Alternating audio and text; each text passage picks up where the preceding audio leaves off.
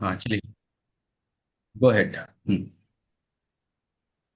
Sir, मेरा नाम सोहन यादव है। हम जौनपुर के रहने वाले हैं और राजस्थान स्मारक पीजी कॉलेज से बीएससी कर रहे हैं। हमारे पिताजी का नाम राजेश यादव है। ओके, ठीक है। और उसके शिवांकर, आप अब खुद को इंट्रोड्यूस करिए।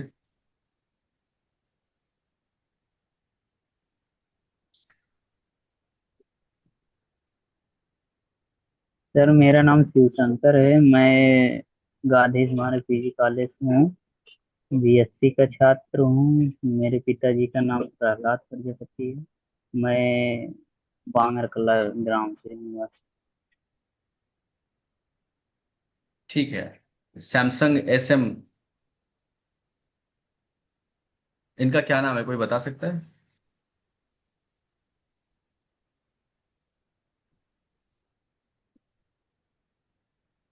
आदर्श तिवारी।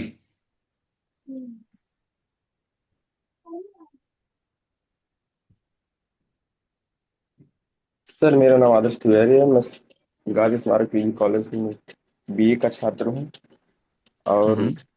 ग्राम बौड़ी में बालमा हूँ। पिता का नाम श्री धीरेन्द्र तिवारी है।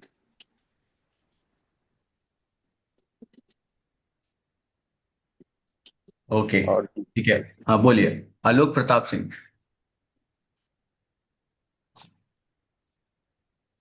आलोक प्रताप सिंह, इंट्रोड्यूस करिए खुद को।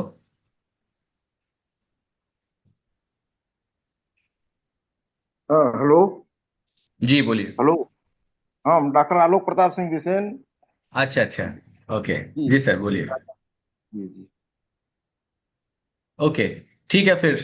हम ठीक। लोग यहाँ पे आज के सेशन में इंट्रोडक्शन के बाद में अब हम लोग ये समझने की कोशिश करेंगे कि हमारे पूरे सिलेबस में हम लोग को क्या क्या कवर करना है, किस तरीके से चीज़ों को सीखना है। तो आपके पास सिलेबस है? किसी के पास सिलेबस है अभी?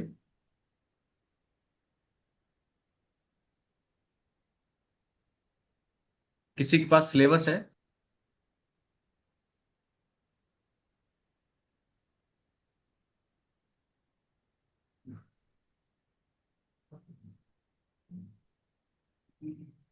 नहीं? चलिए फिर मैं स्टार्ट करता हूँ। क्योंकि हम लोग आज जो यहाँ पे हम लोग सीखने की कोशिश करेंगे वो है योग।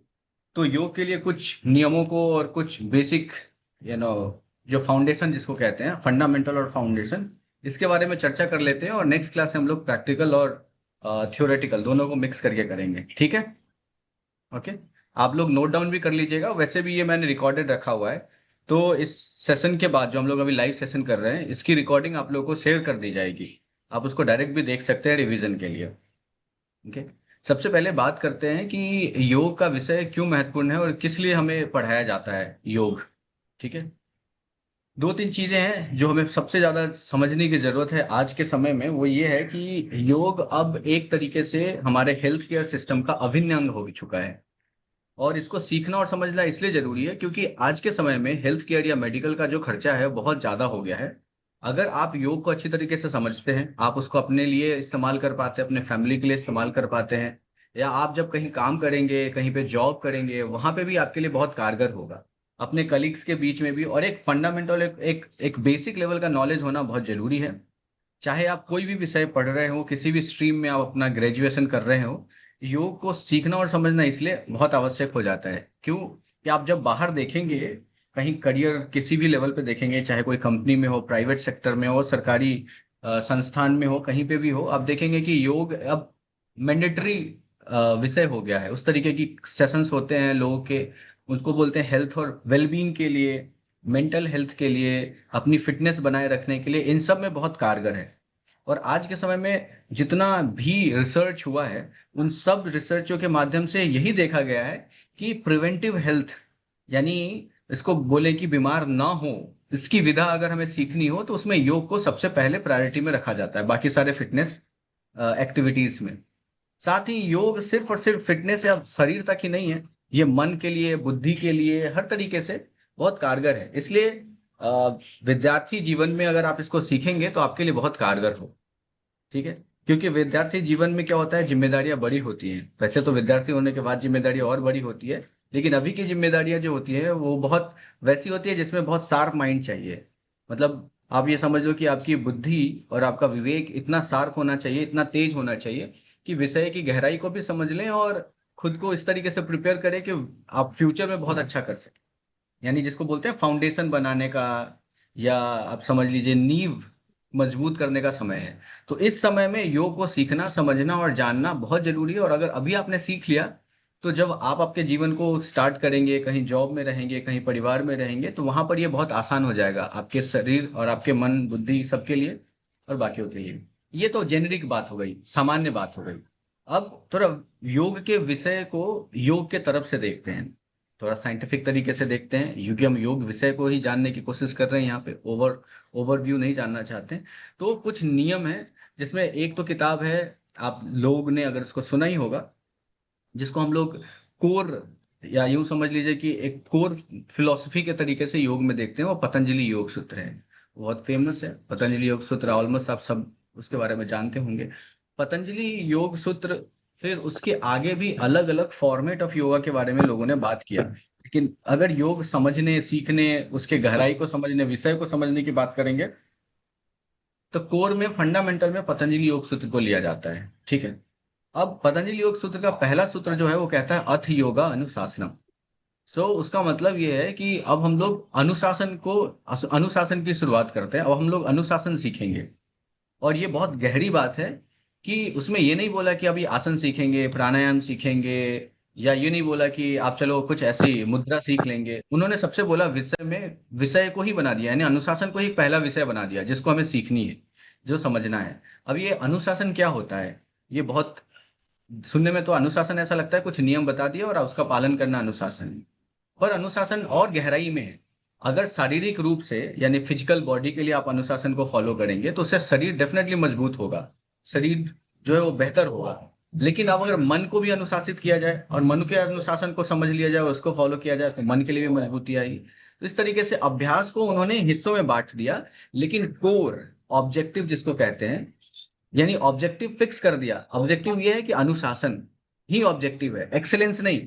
हम ये नहीं बोल रहे हैं कि हाँ कोई एक आसन करेंगे तो उसमें एक्सट्रीम लेवल पे ऐसे चले जाए कि पूरा स्प्लिट कर लिया, हनुमान दंड, हनुमान आसन की बात कर ले।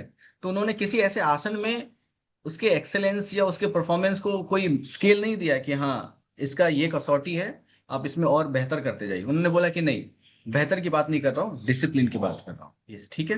तो ये कोर कॉन्सेप्ट को अपने दिमाग में हम लोगों को रखना है कि जब भी योग की बात हम करेंगे तो शुरुआत होगा डिसिप्लिन से। ठीक है, योग की बात करेंगे तो शुरुआत होगा डिसिप्लिन से। और उसके लिए सबसे पहले हम लोगों ने समझने की कोशिश की अथ योगा अनुशासनम। ये उसका कोर ऑब्जेक्टिव को डिफाइन करता है। वैसे 4 हिस्सों में पतंजलि योग सूत्र को डिवाइड किया गया है। ठीक है, साधना पाद है, इस तरीके से अलग अलग खंड है, उसमें हम लोग विशेष रूप से अलग अलग देखेंगे और उसके प्रैक्टिकल अनुभव को भी देखेंगे कहाँ काम आता है। तो हम लोग का जो ये सेशन होगा ना, इसमें थ्योरी और प्रैक्टिकल को बहुत अलग अलग करके नहीं चलेंगे, दोनों को एक साथ करके चलेंगे कि थ्योरी को समझा और प्रैक्टिकल करके देखा, थ्योरी को समझा और प्रैक्टिकल करके देखा। और इसमें भी बहुत ज्यादा क्या होगा, मैं तो आपसे जो बात कर रहा हूँ करूंगा, लेकिन इसमें बहुत सिनेरियो बेस्ड, यानी आप समझ लीजिए कि कंडीशन बता दिया, आपको एक सिचुएशन दे दिया और फिर मैंने आपसे उस पर बताया कि अब आप इसमें बताइए किस तरीके से हो रहा है। तो बहुत इंटरेक्टिव हमें बना के रखना है, वरना योग को इतना आसान बहुत जल्दी सीखना मुश्किल है। तो जब तक आप इसको प्रैक्टिकली बहुत इन्वॉल्व नहीं करते हैं, आप खुद इसमें बहुत ज्यादा इन्वॉल्व होकर नहीं समझने की कोशिश करेंगे, तो इसको सीखने में थोड़ी परेशानी आएगी। और आसन सीखना इतना मुश्किल नहीं है। आपको आसन में बहुत जल्दी कवर करवा दूंगा कि कौन कौन से आसन है, कैसे उसके अभ्यास करते हैं। प्राणायाम के बारे में आपको बता दूंगा, फिर उसको दोनों को एक साथ लेके चलेंगे ताकि जो सीखे आप वो हमेशा के लिए आपके साथ रहे। ठीक है, पता ना आज पकड़वाइए कि नहीं आए। ओके। तो अब हम लोग यहाँ से अथ योगा अनुशासनम से मूव करते हैं पतंजलि योग सूत्र में। पतंजलि ने उसको 8 अंगों में डिवाइड किया है, अष्टांग योग इसको कहते हैं। ठीक है, मैं विश्वास करता हूं कि आप लोग नोट कर रहे होंगे कहीं पे, और अगर आप नोट नहीं कर रहे होंगे तो आप जरूर यहाँ कमेंट में लिख, मतलब यहाँ पे चैट होगा, चैट बॉक्स आपको दिख रहा होगा, वहां पे आप लिख दीजिएगा। तो उस हिसाब से मैं समझ जाऊंगा। कभी अगर दोहराना हुआ, आपको कोई क्वेश्चन पूछना हो, तो भी आप वहां पे लिख दीजिएगा, हैंड रेज कर दीजिएगा। कुछ डिस्कस करना हुआ तो भी हैंड रेज कर दीजिएगा। आप इस वाले सेशन को बहुत ही इंटरेक्टिव सेशन मान के चलिए, ठीक है। हम लोग डिजिटली कर रहे हैं, ऑनलाइन कर रहे हैं, तो इसका एक लाभ ये भी है कि हर एक इंडिविजुअल को एक साथ देखा जा सकता है सामने। क्लास में थोड़ा आगे पीछे बैठ जाते हैं तो मुश्किल आती है, पीछे वाला कोई बात कर रहा है तो पता नहीं चलता, लेकिन आप यहाँ पे डायरेक्टली चैट में लिख दीजिए, कोई क्वेश्चन पूछना हो तो पूछ दीजिए। और नेक्स्ट टाइम जब हम लोग करेंगे, नेक्स्ट टाइम अगर हम लोग इस नेक्स्ट टाइम जो हमारा कल सेशन होने वाला है उसमें हम लोग सीधे आपके सिलेबस के हिसाब से चीज़ों को समझने की कोशिश करेंगे। मतलब जो हमारा फॉर्मेट होना चाहिए क्लास को, आज हम लोग बेसिक फंडामेंटल जेनरिक डिस्कशन कर रहे हैं, ठीक है। ओके, तो अब योग में, अष्टांग योग में 8 अंगों के बारे में उन्हें बताया। पतंजलि महर्षि पतंजलि ने उसको 8 अंगों के बारे में बताया कि इसमें 8 अंग है। उसमें उसको उन 8 अंगों को 2 हिस्सों में डिवाइड कर दिया, ठीक है। वो 2 अंग ऐसे हो गए जिसमें कुछ प्रैक्टिकल अंगों को मिला के उन्होंने बोला ये अंतः होगा और एक बाह्य होगा।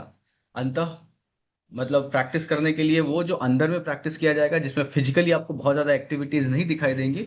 और एक हो गया जो बाह्य होगा, यानी जो बाहर शरीर या फिजिकली आपको दिखाई देगा। तो कौन कौन से हैं 8 अंग? आप एक सीरीज में इसको ऐसे देख सकते हैं: यम, नियम, आसन, प्राणायाम, प्रत्याहार, धारणा, ध्यान, समाधि, ठीक है।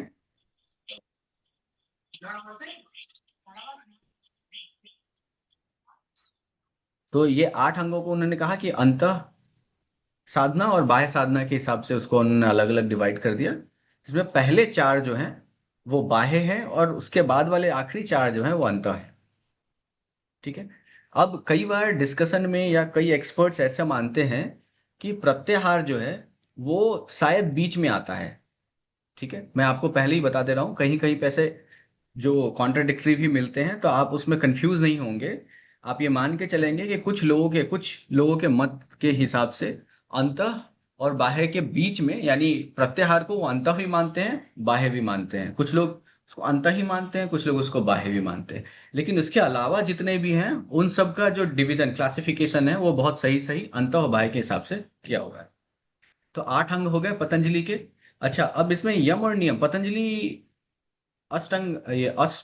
अष्टांग योग जो पतंजलि योग सूत्र के माध्यम से हमें मिला, उसको हम लोग होलिस्टिक अप्रोच मानते हैं। मतलब एक ऐसा अप्रोच जिसमें किसी भी प्रकृति का मनुष्य, किसी भी प्रकृति का इंसान इस अभ्यास के अंदर फिट हो सकता है, ठीक है। ये आपको एक नॉलेज के लिए बताया जा रहा है कि कुछ ऐसे लोग होंगे जो पहले से ही यम और नियम का पालन कर रहे होंगे, लेकिन अब वो योग सीख रहे हैं। आप में से कुछ लोग ऐसे होंगे जो जिनका यम नियम अच्छा होगा, अब वो सीख रहे हैं, तो वो सीधे क्या करेंगे, आसन प्राणायाम से अभ्यास स्टार्ट करेंगे, क्योंकि यम नियम में तो उनको अभ्यास में ज्यादा समय नहीं लगेगा। तो इसीलिए इसको बताया गया कि कई जगह पर ऐसे डिस्कशन में भी आता है कि कोई कितना भी निकृष्ट प्राणी हो, वो अष्टांग योग के अंदर में फिट बैठ जाता है। उसके लिए इसके अंदर में सिस्टम है, उसको और कुछ अपने तरफ से साधन करने की जरूरत नहीं है, इसके अभ्यास से भी काम बन जाएगा। यानी जो जहां है वहां से सीधे स्टार्ट कर सकता है आगे के लिए, ठीक है, ये जर्नी। तो अब कुछ लोग ऐसे होंगे जिनके आसन अच्छे लग रहे होंगे, अच्छे लग रहे होंगे इन द सेंस कि वो लंबा बैठ सकते हैं, उनके अंदर स्थिरता है, शरीर में उनके अंदर बल है, शरीर को उन्होंने सही स्वस्थ बना रखा हुआ है। तो आसन में उनको अभ्यास में ज्यादा समय नहीं लगेगा। देखो, अभ्यास करना और अभ्यास सीखना ये 2 अलग अलग हैं, ठीक है, इसको समझना चाहिए। जब आप अभ्यास सीखते हो तो उसमें आपको उसके विज्ञान और उसके कलात्मक दोनों पहलू को देखना होता है, यानी साइंस और आर्ट दोनों। साइंस आपको ये बताता है कि अभ्यास में किया कैसे जाएगा, किन किन चीजों का ध्यान रखना है और आर्ट ये बताता है कि किस तरीके से इसको मुझे अपने अंदर समाहित कर लेना है, अडॉप्ट कर लेना है, ठीक है, खुद को उसके साथ मिलाना है। तो कला बहुत महत्वपूर्ण चीज है। कला, किसी भी विषय में कला का होना बहुत ही महत्वपूर्ण है, क्योंकि जब तक कला नहीं होगा तब तक आप उसको आत्मसात नहीं कर सकते, आप उसको एडॉप्ट नहीं कर सकते, आप और उसके बीच में वो तालमेल नहीं बैठेगा, आप मिल नहीं पाएंगे। तो कला जो है, आर्ट जो है, अप्रोच, योग को सीखते हैं जब, उसका आर्टिस्टिक अप्रोच ये बताता है कि किस तरीके से मैं इन आसनों का, इस अभ्यासों को करूं। लेकिन साइंस से बताता है कि अभ्यास है क्या, इसमें किन किन चीजों का ध्यान रखना है, कैसे चीजों को समझना है, ठीक है। तो हम लोग जब भी डिस्कस करेंगे और प्रैक्टिस करेंगे, इसीलिए उसके साइंटिफिक एंगल को हम लोग डिस्कस करेंगे और इसके आर्टिस्टिक एंगल को हम लोग प्रैक्टिस करेंगे और इन दोनों को एक साथ मिला के चलेंगे, ठीक है, राइट। तो इस तरीके का ही स्ट्रक्चर हमारा पूरा होने वाला है इस पूरे सेशन में। और अब मेरा सवाल आप लोग में से है कि आप में से कितने लोग ऐसे हैं जो कभी कभी योग आसन का अभ्यास करते हैं। आप ना रेज कर सकते हैं, हैंड रेज कर सकते हैं, किसी तरीके से रिस्पॉन्स कर सकते हैं। अच्छा, एक और चीज आप करिए कि आपके नाम जो यहाँ पे दिख रहे हैं ना, सैमसंग एसएम या इन्फिनिक्स, इसके इसको रीनेम करिए, चेंज करिए, आप आपका नाम डालिए यहाँ पे। और अगर आपको ये पता नहीं चल रहा हो कैसे डालना है, तो नेक्स्ट टाइम आप लोग एक बैच में होंगे, बाद में आप लोग डिस्कस जरूर कर लीजिएगा क्लास के बाद में कि कैसे रीनेम किया जाता है। आप लोग नेक्स्ट टाइम से आइए तो जरूर रीनेम कर लीजिए आपका कोर्स, उसके साथ लिखिए। जैसे आप देखेंगे मेरा ऑलरेडी यहाँ पे है, डॉक्टर शुभम कुमार ऐसे जो लिखा है, chief scientist wellness Varenyam AI lab करके। तो इस तरीके से आप लोग जरूर आपके नाम के बाद में वो कोर्स जरूर लिखिएगा, सेमेस्टर जरूर लिखिएगा, ताकि पहचानना, आइडेंटिफाई करना इजी हो जाए, ठीक है। चलिए, हाँ आदर्श, आप कुछ कहना चाहते हैं तो आप बताइए। आप अभ्यास करते हैं? कौन कौन अभ्यास करते हैं? नहीं? अच्छा, स्पोर्ट्स कौन कौन खेलते हैं आप में से?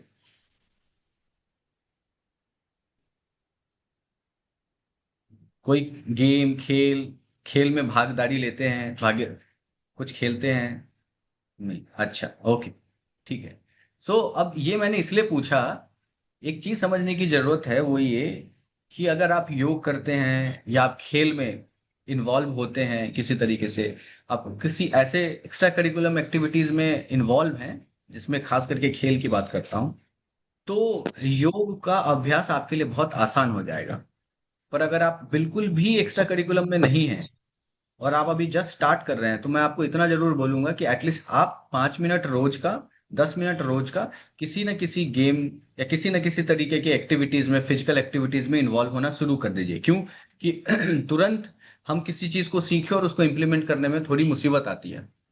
अब जैसे मैं कल आपको कुछ आसनों के बारे में बताऊंगा, फिर आपको उसको प्रैक्टिकल करनी होगी, प्रैक्टिस करनी होगी, तो डेली प्रैक्टिस में आप उस एक्टिविटी के साथ उसको इन्वॉल्व कर लीजिए। जैसे जंपिंग हो गया, रनिंग हो गया, या रेगुलर वॉक हो गया, इस तरीके की चीजें हो गई। जैसे आप टहलना, दौड़ना, चलना, खेल, cricket, football, volleyball, basketball, table tennis, कुछ भी जो आपके पास अवेलेबल हो, उसमें से जो भी अभ्यास आप या जो भी खेल करते हो, खेलें जरूर।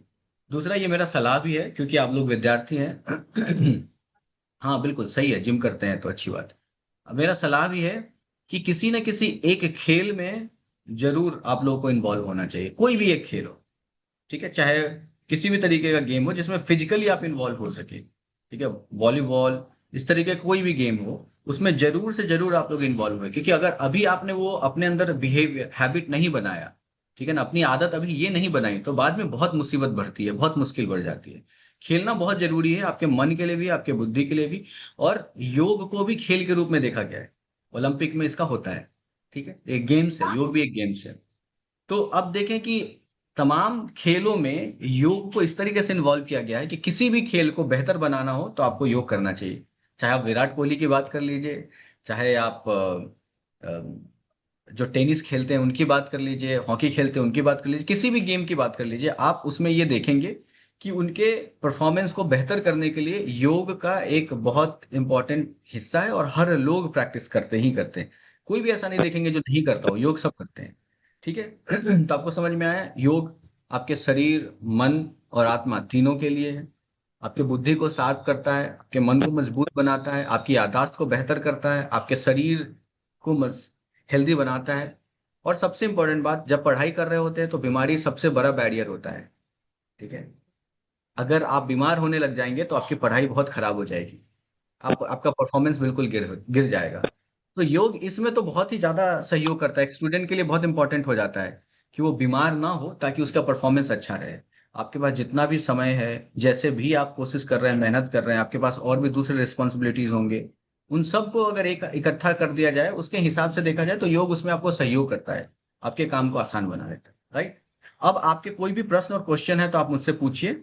मैंने आपको फ्रेम फॉर्मेट बता दिया कि हम लोग कैसे योग के विषय को सीखेंगे, समझेंगे, और उसको किस तरीके से हम लोग लेंगे। नेक्स्ट टाइम से आप लोग अपने साथ में पेन पेपर जरूर रखिएगा, मैं यहाँ पे PDF शेयर करूंगा, PPT शेयर करूंगा, साथ ही अभ्यास को भी हम लोग देखेंगे।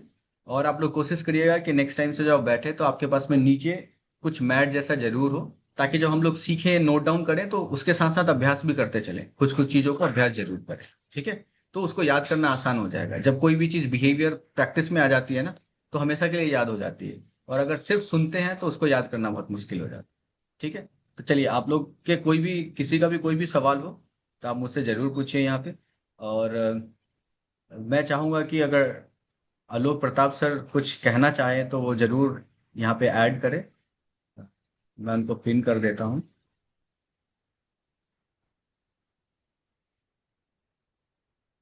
चलिए, किसी का कोई सवाल है तो पूछिए।